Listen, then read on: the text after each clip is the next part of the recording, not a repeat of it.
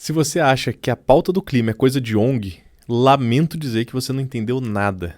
Junto com a Amazônia, o seu bolso também está queimando. E esse é o assunto do Ligando os Pontos dessa semana, podcast do Monitor do Mercado.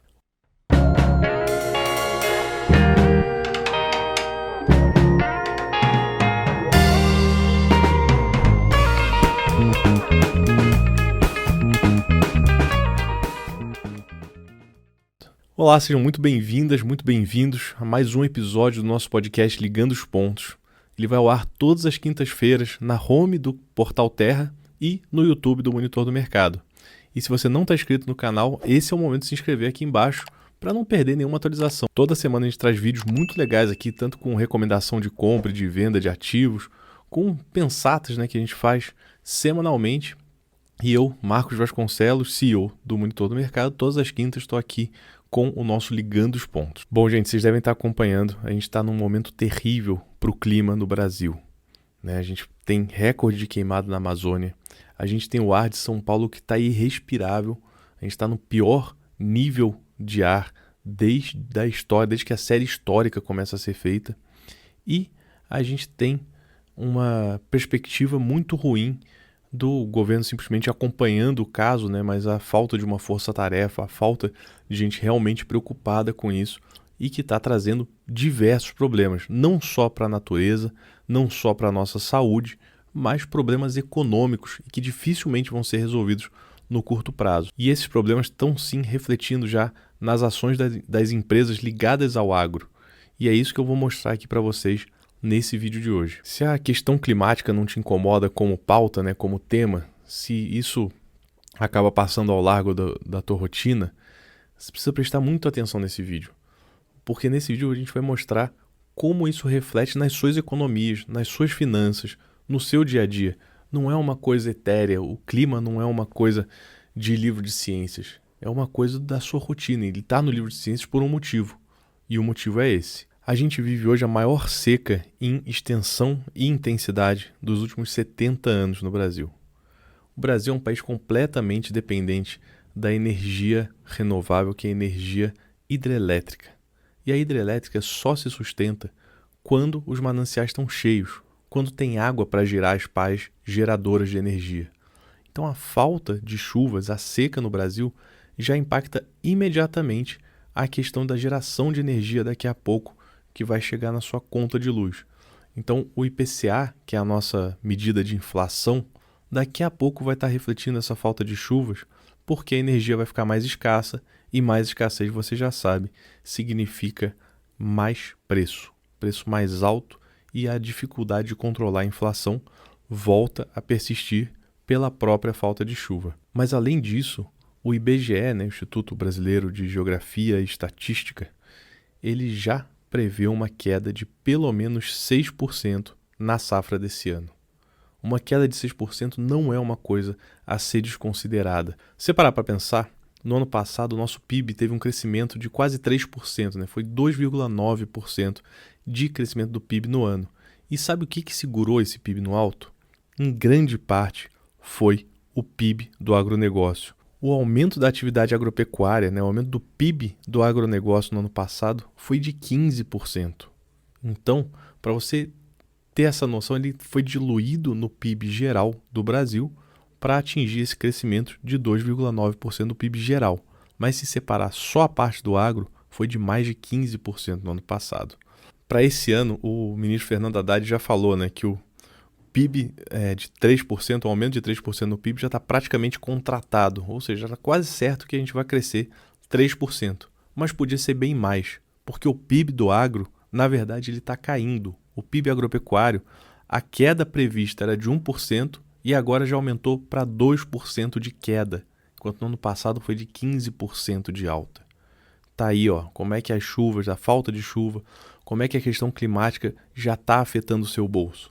Além da inflação gerada na falta de energia, há inflação gerada na falta de produção de alimentos. Uma queda de 6% e o PIB, que poderia estar empurrando a nossa geração de riqueza para cima, indo para baixo por conta do setor agropecuário. Quando a gente divide isso entre o setor agrícola e o setor pecuário, ou seja, entre a plantação e a criação de animais, a gente vê a diferença grande.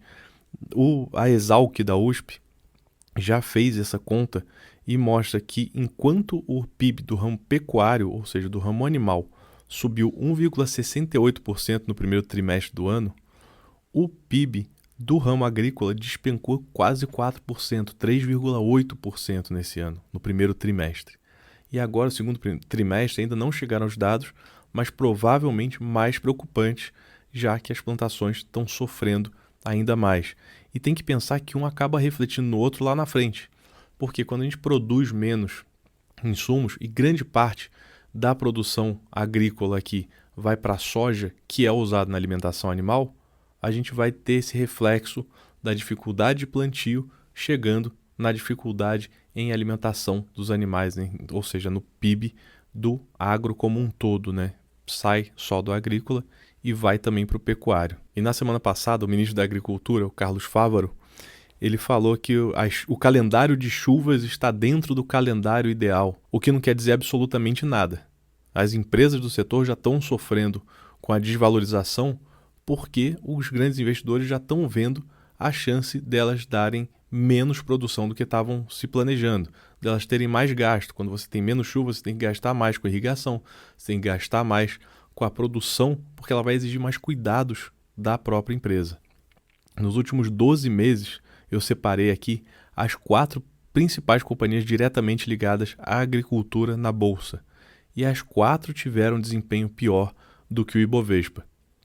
E, pior ainda, 3 delas estão no vermelho nos últimos 12 meses. Então, nessa janela de 12 meses, as 4 foram abaixo do Ibovespa, sendo que 3 estão devendo. Se você investiu há 12 meses, hoje você está no negativo com essas 3 empresas. Enquanto o Ibovespa, né, que é um índice amplo, subiu 14% desde setembro do ano passado, a Boa Safra caiu 8%, a SLC caiu 10%, a 3tentos caiu 11%, e a única que ficou no azul é a Agro 3, mas que ainda assim subiu 9,5% nos 12 meses. Ou seja, nesse último ano, era mais fácil você botar dinheiro num índice amplo do que escolher uma empresa do setor agrícola para ganhar dinheiro na bolsa. E o problema é que esse bonde já está partindo, gente. A produção de soja mundial está batendo recorde. O mercado da China está estável, ou seja, não está expandindo. Quando você tem mais produção em um mercado estável, o que acontece? Os preços caem. Os traders especializados em commodities já estão apostando na queda do preço da soja. O Guto Gioeli, que é parceiro do Monitor do Mercado, é o diretor do canal das commodities, ele tem feito apostas sequenciais na queda do preço da soja. Porque com o aumento da produção e manutenção da demanda, o mais provável é que a gente veja logo uma queda no preço da saca de soja e com isso afete a nossa balança comercial, além dos nossos investimentos, né? A questão é essa, né? Com os preços em queda e essas queimadas em alta, o agro está ficando cada vez menos pop para quem olha por esse ângulo. No momento que a gente segue com o problema de controlar a inflação com os juros, o impacto da falta de chuvas na conta de luz provavelmente vai ser sentido em breve.